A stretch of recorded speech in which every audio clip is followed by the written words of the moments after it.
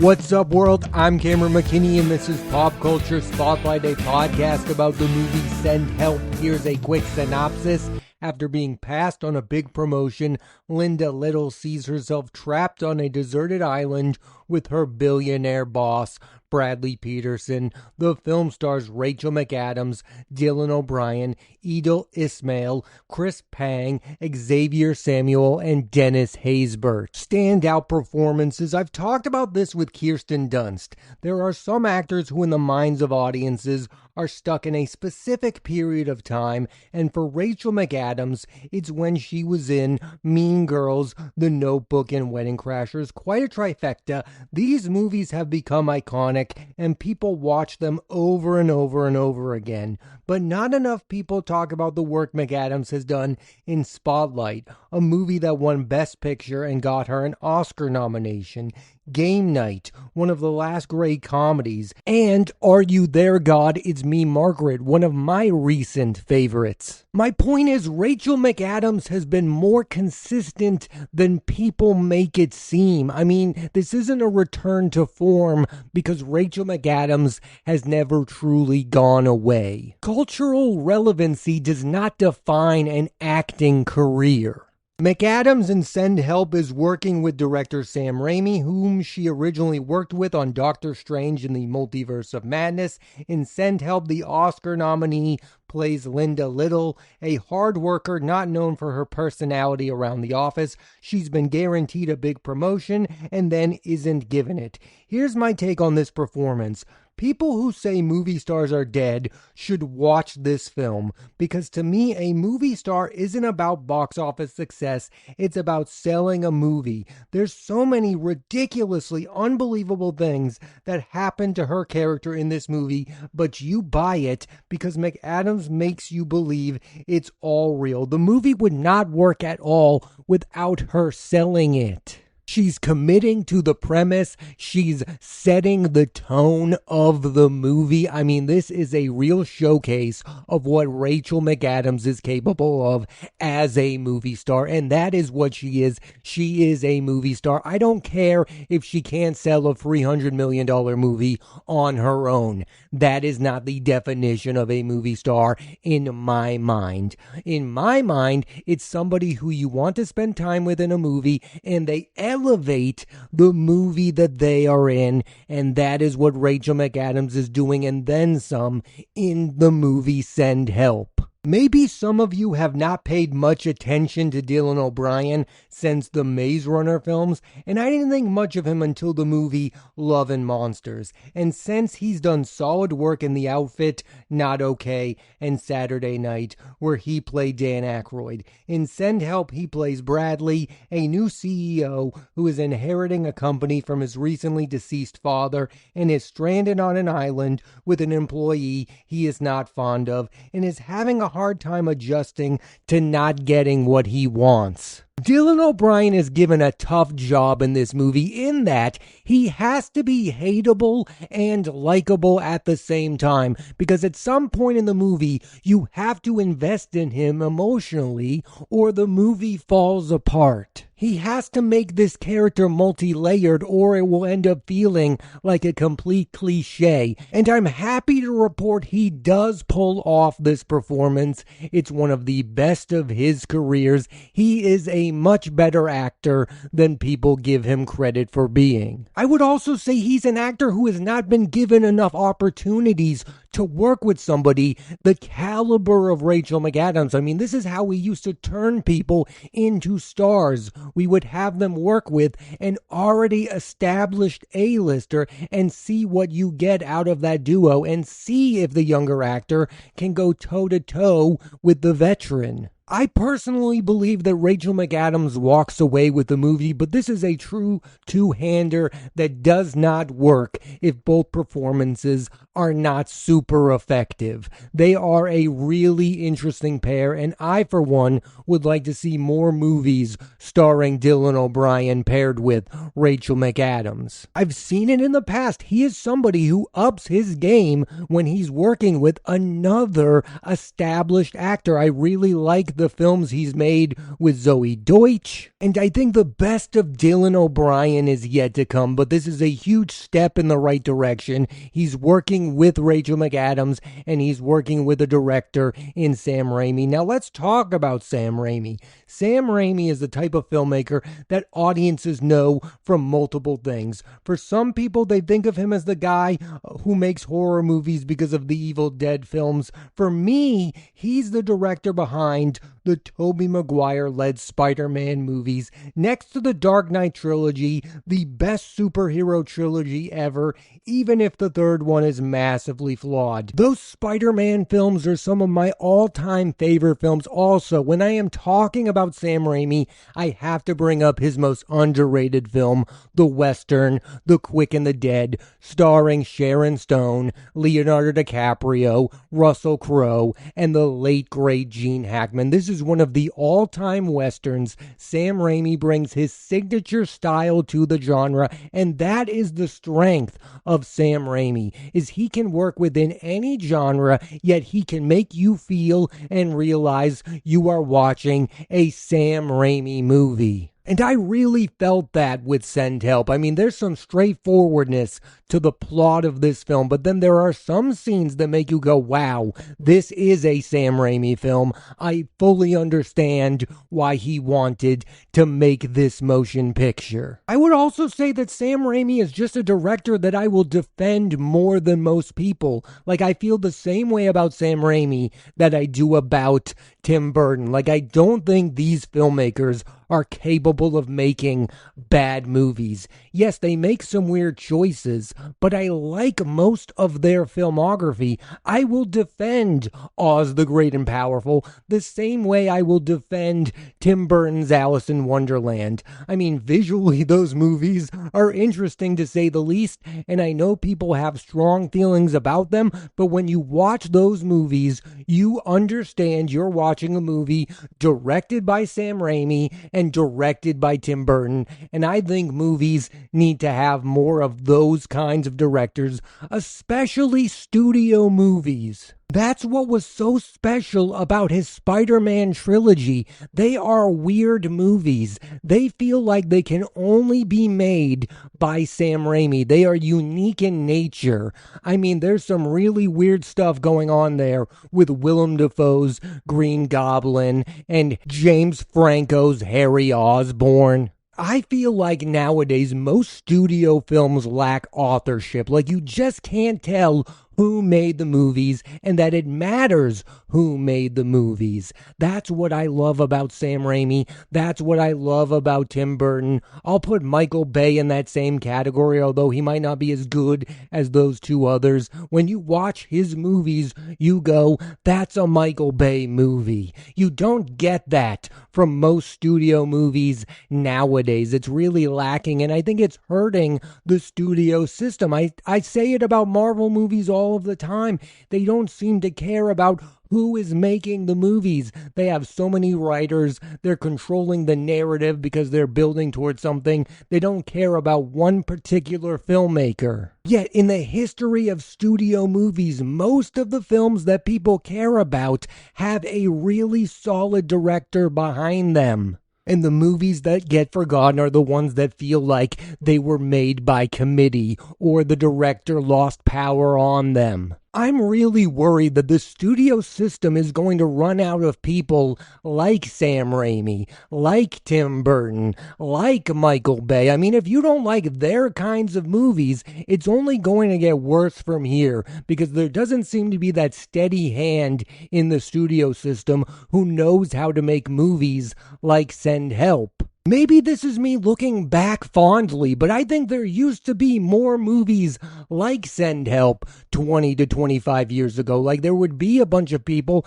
capable of making this kind of movie, but now a movie like this comes out and you go, wow, this feels completely different than the other studio films I'm watching because they're not made by somebody who is good at their jobs as Sam Raimi. He is the type of director who should be making movies like Send Help. He is the type of director that Marvel should want to work with. But I think the real problem right now is a director like him feels like a real one of a kind. What are movies going to look like in 10 to 15 years when Sam Raimi is no longer making movies? And it's not indie movies I'm worried about. It's not giant blockbusters I'm worried about. It is like B-level studio films that you can have a good fun time watching. That is what is special about Send Help, is it's in that weird in-between. It's in between the giant blockbusters and the movies that are vying for award considerations. And it is very important that movies like this exist. Movies that are accessible to everyone, and I mean that in the highest compliment. There are not enough movies nowadays that you can just turn on and guarantee almost everyone in the room is going to get something out of. And I feel that way about Send Help. It's a film that has a plot simple enough to follow, but the reason it stands out is because of the credible filmmaking of Sam Raimi. In the hands of most directors, Send Help would not be a very good movie. Rachel McAdams would not make this movie unless it was being made by someone like Sam Raimi. I know there are people out there who were really critical of Sam Raimi after Oz the Great and Powerful and after Doctor Strange in the Multiverse of Madness, and the same for Tim Burton after Alice in Wonderland. I understand being critical of the choices those filmmakers are making, but I'm here to tell you those are some of the only filmmakers who are capable of making watchable studio entertainment. And studios are going to make these kinds of movies with or without them. I just think with these people involved, you get the best versions of these movies. This is the absolute best version of Send Help.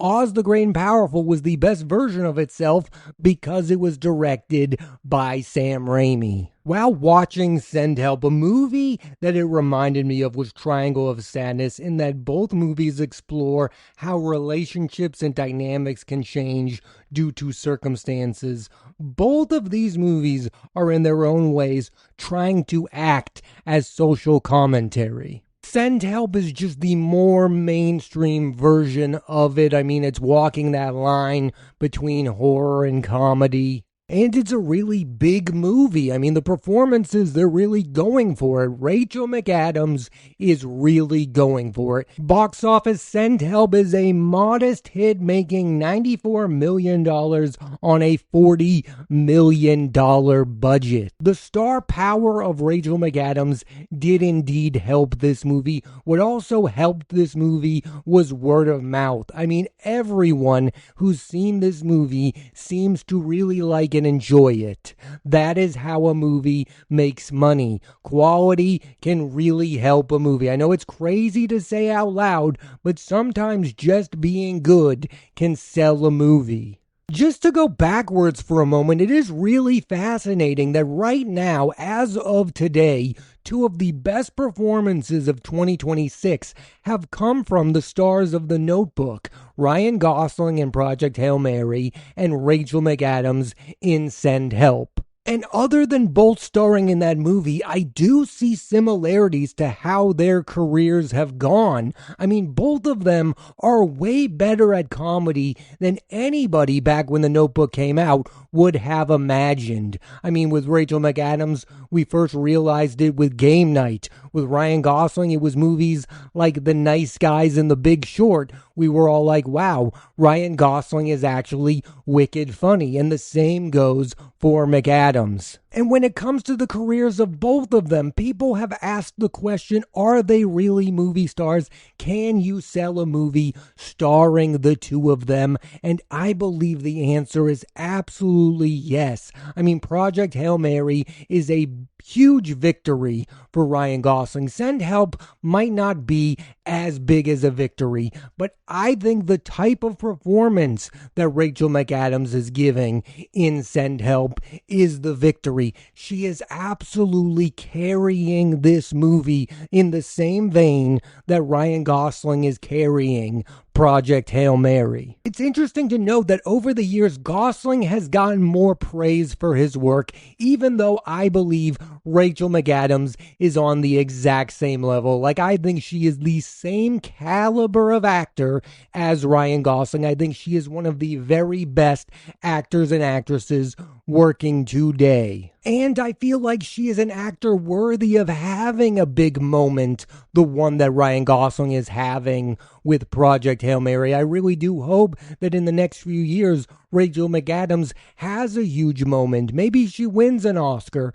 Maybe she's the lead of a giant movie that everyone sees. The difference feels like that most people followed Ryan Gosling in his ventures outside of The Notebook, whereas in the case of Rachel McAdams, it just feels so many people are stuck in that time period when it comes to her career. I mean, give her other films a chance. There are other movies than The Notebook, Mean Girls, and Wedding Crashers. I mean, she has been one of the very best for a long time now. Just to name a few, I mean, Midnight in Paris with Owen Wilson is definitely worth a watch. I also have to recommend About Time with Donald Gleason. I just watched that for the first time recently. It is one of the best things Rachel McAdams has ever done. What's really admirable about this stage in her career is it doesn't seem that she's desperate for that first Oscar